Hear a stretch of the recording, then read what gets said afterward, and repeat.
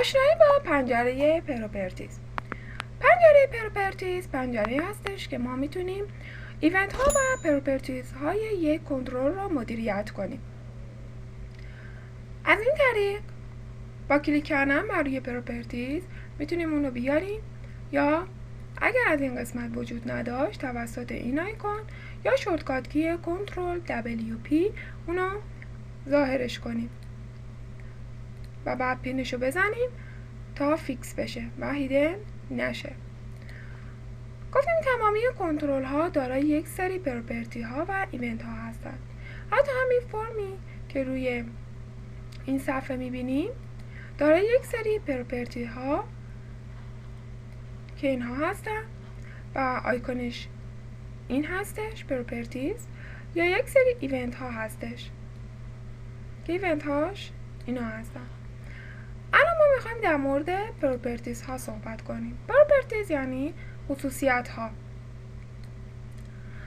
خصوصیت میشه رنگ، فونت، سایز و تمامی مواردی که در اینجا نوشته شده.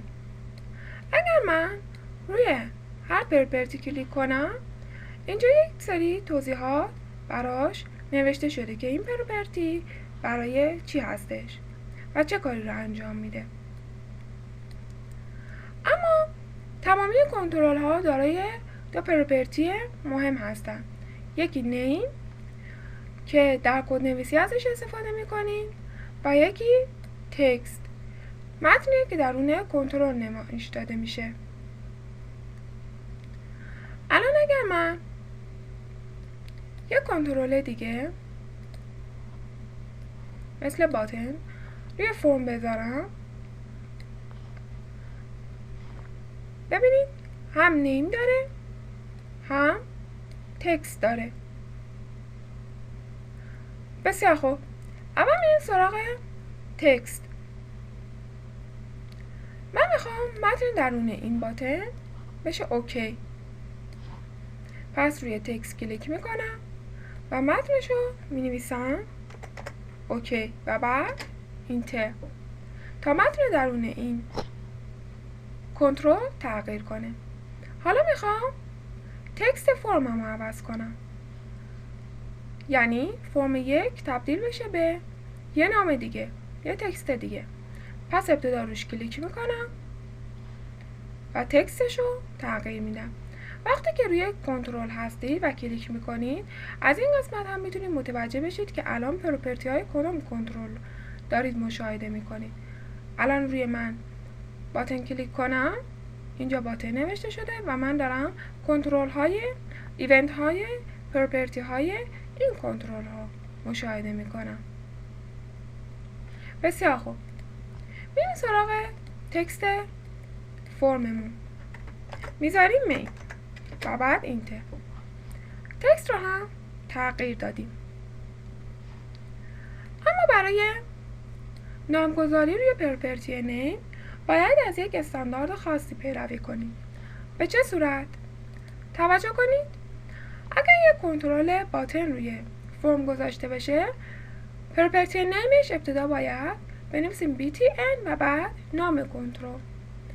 اگر تکست باکس گذاشتیم TXT و بعد نام اون تکست باکس، لیست باکس LSD، لیبل LBL، کامبو باکس CMB، فرم FRN و به همین ترتیب برای کنترل های دیگه. الان من میخوام فرممو نامشو بنویسم، پس به این ترتیب می نویسم FRM underline main. باتن من به این صورت می نویسم BTN underline اوکی. اما این فرم یک سری پروپرتی های دیگه هم داره، مثل چی؟ بک‌کالر. ما میتونیم از بک‌کالر این فرم رو تغییر بدیم یا بک‌گراند ایمیج براش بذاریم توسط این پروپرتی.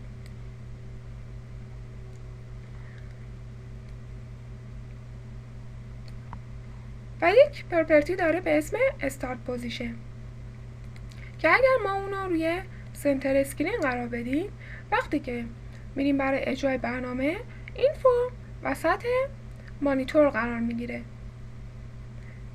و به ما نشون داده میشه. پراپرتی right to left برای اینه که ما فرممون رو راست به چپش کنیم، به این صورت که ابتدا right to left رو yes میکنیم و بعد right to left layout رو هم true میکنیم. به این ترتیب فرم من راست به چپ میشه. اگر ما بخوایم دکمه ماکسیمایز و مینیمایز نشون داده نشه و فقط دکمه کلوز به من نشون داده بشه، ما میایم ماکسیمایز باکس رو فال، مینیمایز باکس رو فالز میکنیم. به این ترتیب فقط دکمه کلوز به من نشون داده میشه.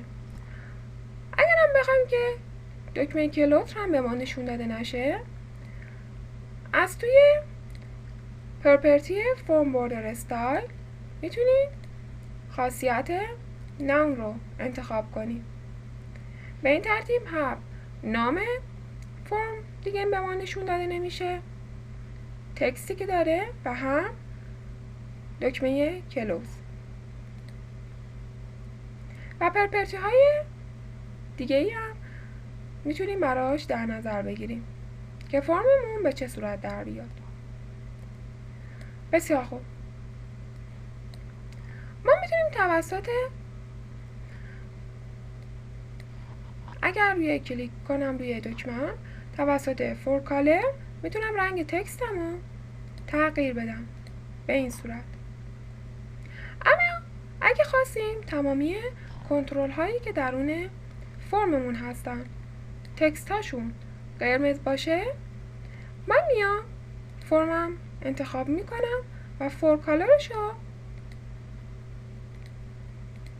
رد میکنم و رنگ تکستم تمامی کنترل هایی که الان درون فرمم هست یکسان میشه. بسیار خوب، این بود در مورد پراپرتیز های کنترل ها. بحث بعدمون در مورد ایونت ها هستش.